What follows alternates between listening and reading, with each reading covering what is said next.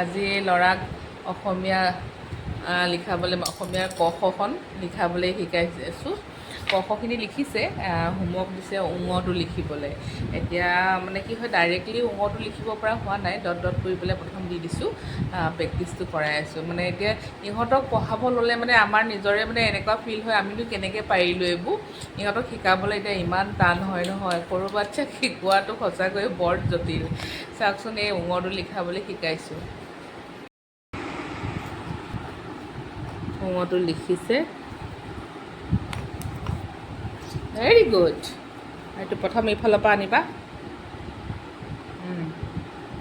ন ন ন ন ন এইটো ধৰা, পেঞ্চিল ধৰা, ধৰা লেফ্ট হেণ্ড কিমান লৈছা। এইটো এনেকৈ চোৱা, এনেকৈ আনিবা।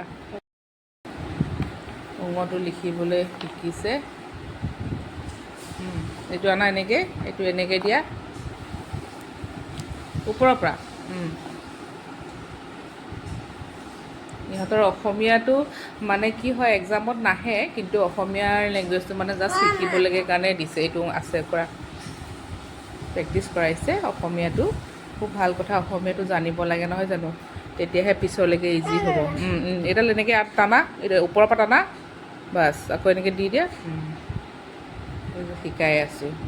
এতিয়া এনেকুৱা লাগে নিজৰে মানে নিজে ইমানখিনি পঢ়িলোঁ কিন্তু ইমান অনুভৱ নকৰিলোঁ। এতিয়া ইহঁতক শিকাবলৈ সময়ত এনেকুৱা লাগে কেতিয়া পাৰিব এনেকুৱা ধৰণৰ ফিল হয়।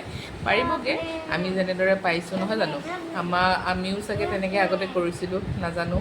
কিন্তু এতিয়া মানে ইহঁতক পঢ়াবলৈ পালে আমাৰ তেনেধৰণৰ ফিল হয়, সকলো মাকৰে তেনেকুৱা ধৰণৰ হয়। গতিকে আজি ইহঁতৰ লগতে ব্যস্ত আছোঁ, পিছত আপোনালোকক আকৌ লগ পাম, বাই।